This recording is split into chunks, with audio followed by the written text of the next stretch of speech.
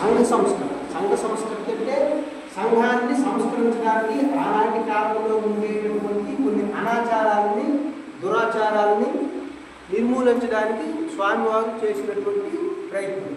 ఆ ప్రయత్నంలో స్వామివారు మొట్టమొదటిది ఏంటంటే అప్పటికి సతీ సహగమనం అనేటటువంటి విధానం ఉంది. సతీ సహగమనం అంటే భర్త చనిపోతే భార్య కూడా ఆయనతో పాటు చనిపోవాలి. అది మన హిందూ సాంప్రదాయంలో ఉండేటువంటి సనాతనమైన సాంప్రదాయం. స్వామివారు పుట్టిన వెంటనే తండ్రి నా తాలూకా సమయం అయిపోయింది, నేను వచ్చిన కార్యక్రమం అయిపోయింది, ఒక మంచి బిడ్డను కన్నాను, నా పని అయిపోయింది, ఇక నా బిడ్డ చూసుకుంటున్నది. ఈ తండ్రి పరిపూర్ణాచారి ఆయన పేరు. ఆయన యమునా నదిలో తను చాలించేస్తాడు. తల్లి ఈ బిడ్డని అత్రి మహాముడికి అప్పచెప్పి వెంటనే ఈవిడి కూడా భర్తతో పాటు సతీ సహగమనం చేస్తుంది. ఇది సతీ సహగమనం. కొంతమంది దహనం చేస్తే ఆ దహనంలో భార్య చనిపోయే ఆచారం ఆనాడు ఉండేది. అయితే ఇది ఏ విధంగా ఈయన నిర్మూలన చేయడానికి ప్రయత్నం చేశారంటే, నువ్వు కూడా ఏ విధంగా ప్రయత్నం చేశారంటే, ఈరోజు సమాధి అయినటువంటి రోజు సమాధిలో ధ్యాన నిష్ఠలో వెళ్ళిపోతారు. వెళ్ళిపోయిన తర్వాత ఒక విషయం చెప్తారు గోవిందమామ అంటే భార్యకి, నువ్వు గాజులు తీయొద్దు, కాలి మట్టిలు తీయొద్దు, బొట్టు తీయొద్దు. అంటే ఈ భర్త చనిపోయిన తర్వాత తీసేయడం మన ఆచారం కదా. నువ్వు ఇవేమి తీయొద్దు అంటే నువ్వు జీవంగా ఉన్నట్టే.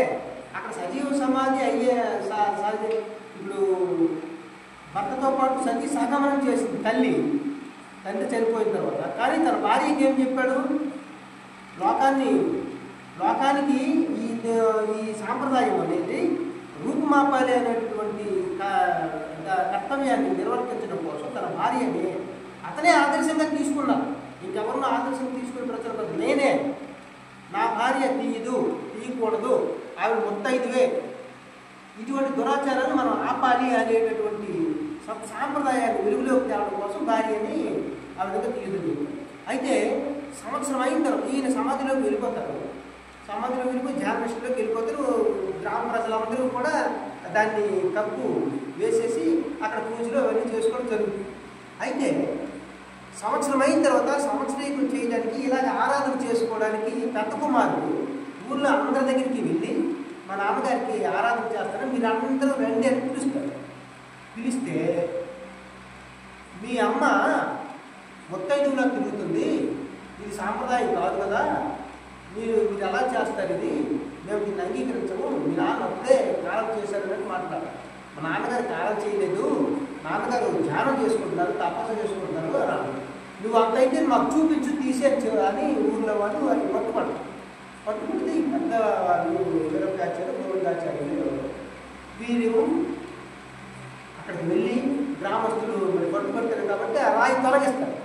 జీవ సమాధి అయినటువంటి రాయి పక్కకి తొలగిస్తే స్వామివారు చాలా కోపంతో బయటకు వచ్చి నిల్చొని, నువ్వు చాలా తప్పు పని చేశావు, లేదు నాన్న, నన్ను అమ్మని నిందించి నన్ను చాలా అవమానపరిచి గ్రామస్తులంతా నాకు ఇబ్బంది పెట్టారు, అందుకు నేను తీయవలసి వచ్చింది, నన్ను క్షమించు అని అంటారు.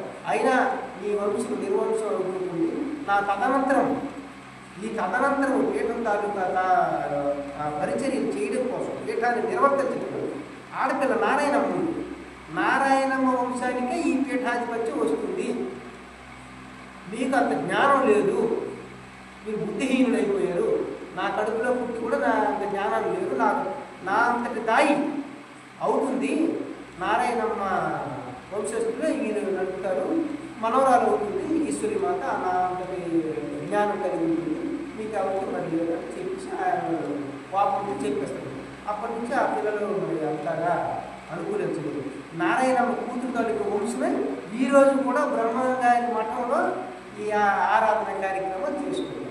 అంటే ఇక్కడ చెప్పవలసిన విషయం ఏంటంటే సతీ సహగమనం అనేటటువంటి దుష్ట సాంప్రదాయాన్ని రూపుమాపడానికి ఇటువంటి ఎన్నో ఉన్నాయి. అందులో ఇది ఒక ప్రధానమైనది. చాలామందికి తెలియదు ఈ విషయం, ఎవరు ఇది చెప్పరు. అందరూ అమ్మవారి విగ్రహారాధన పూజించొద్దని, జంతు బలులు ఇవ్వవద్దని స్వామివారు ఇవన్నీ చెప్పారు. కానీ ఇది ప్రధానమైనటువంటి ఇది ఒక ఈ సాంప్రదాయాన్ని రూపుమాపారనేటువంటి విషయాలు తెలియదు చాలామంది.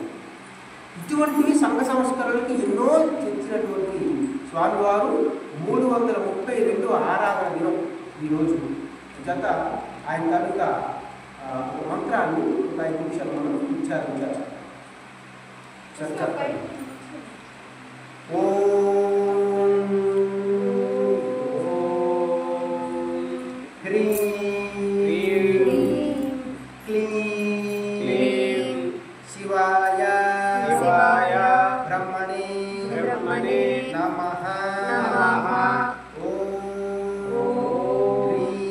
హ్రీం క్లీం శ్రీ శివాయ బ్రహ్మణే నమః. ఓం హ్రీం క్లీం శ్రీ శివాయ బ్రహ్మణే నమః. ఇది స్వామివారి గారి యొక్క మంత్రం, మూల మంత్రం. బ్రహ్మదేవుడు స్వామివారి గారి యొక్క మంత్రం. ఈ మంత్రాన్ని ప్రతిరోజు చాలా మంది జపం చేసుకుంటూ స్వామివారి గారు ఆ అనుగ్రహానికి పాల్గొంటారు. అయితే వారి సమయంలో వారి యొక్క సజీవ సమాధి అయిన రోజు కాబట్టి దీన్ని ఆరాధన దినంగా మనం చేసుకుంటున్నాము. ఈ సందర్భంలో మనం ఒకసారి చూపించుకోవాలి. పండుగ వేసుకొని మర్చిపోయి